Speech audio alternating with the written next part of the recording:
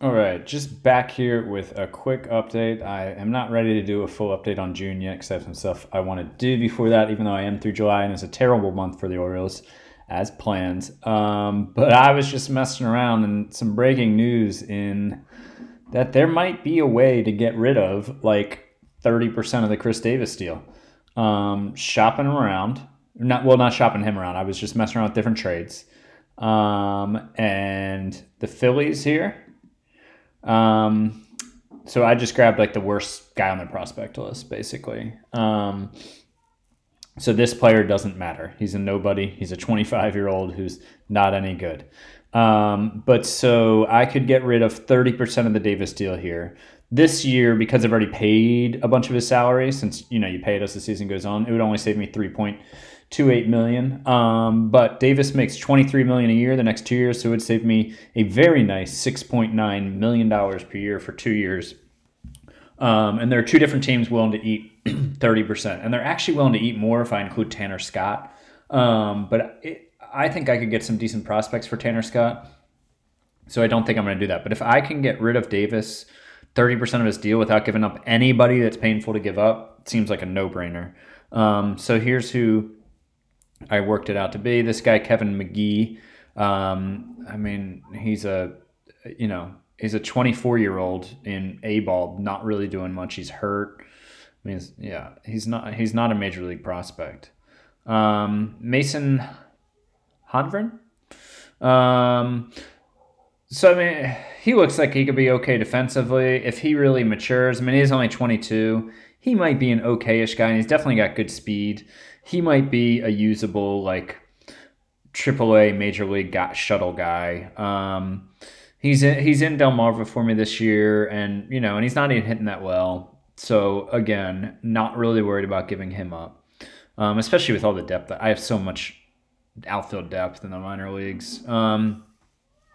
Robert Newstrom, he's playing not even full-time in Frederick. I'm not sure why. I haven't looked at the lineup. I might have guys force-played to knock him out of the lineup. But he's got a 127 OPS plus in 55 games.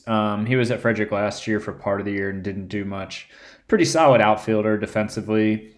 He's 23 in A-ball, and as he should, he's tearing it up. He probably should be in AA at that age.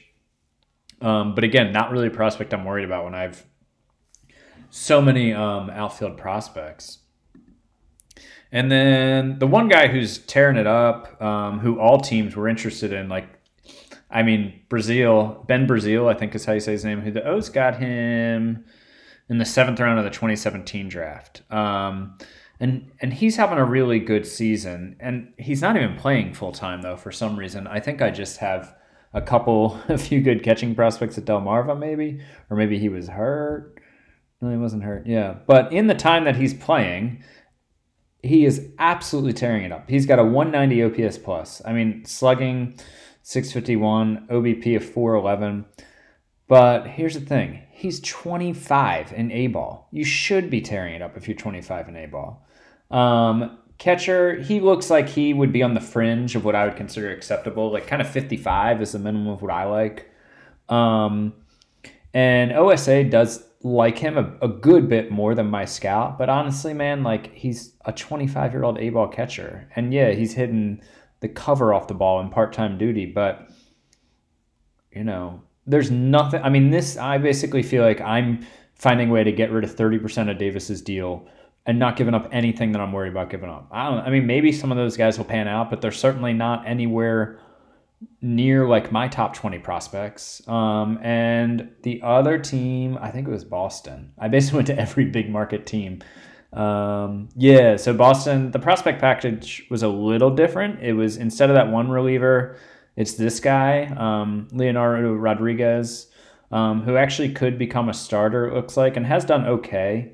So I think I'm not worried about giving him up, but I think I prefer the Phillies deal because the pitcher in that deal is just a nobody relief prospect. Not that Rodriguez is going to be any good, but yeah. So the Yankees, I could get 75%, a little bit different package.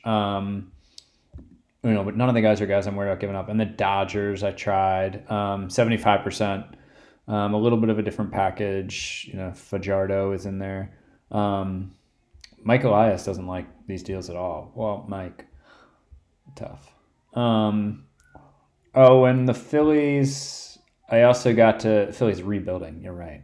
I think they're having a bad year. Are also throwing in $10,000 cash.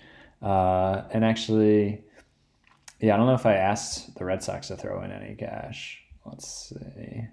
Well, I have to get them to not like the trade first. You can't enter cash unless they're... Oh, they're willing to throw in this guy too. Who's he? Oh, okay. I hadn't even thought that them throwing in... I mean, they're not going to throw in anybody. Like, they just undervalue that guy? I mean, my scout thinks this Feltman guy... Anyways, I'll mess around with that. My scout thinks Feltman is their second best prospect, but he doesn't really think they have any very good prospects. So yeah, that would be interesting to get like a 17-year-old prospect in the deal. Anyways, yeah, so I think that Davis will probably be dealt to the Red Sox or the Phillies. I'll retain 70% of his deal, get $6.9 million of it off my hands, and yeah, I'll have the details on that in my next update. But feel like this is a monumental event as a general manager of the Baltimore Orioles, getting rid of 30% of the Chris Davis deal, not giving up anything painful to get it. And it just took finding what prospects other teams like that I don't really care about. I'll have an update with that and other stuff another day.